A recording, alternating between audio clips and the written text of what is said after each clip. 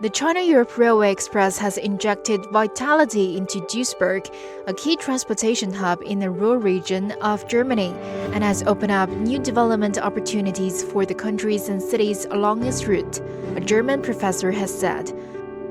Well, it is a very interesting link and from the worldwide point of view, unique.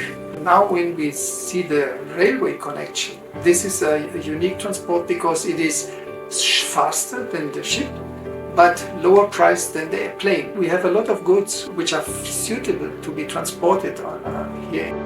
According to data from Duisport, the ownership and management company of the port of Duisburg, connections between Chinese cities and Duisburg now take between 12 and 18 days for transportation.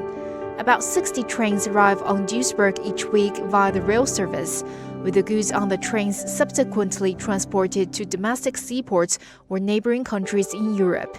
Noche also noted that the Belt and Road Initiative has great potential to form a new Silk Road, connecting different regions along the route which the China-Europe Railway Express runs. We wanted to involve further countries, Kazakhstan, Kyrgyzstan, for instance, and I think that's the big chance. This Silk Road, it's like a belt which connects different regions. And with this connection, we are exchanging more also people in the end. The initiative can enlarge this business activities a lot.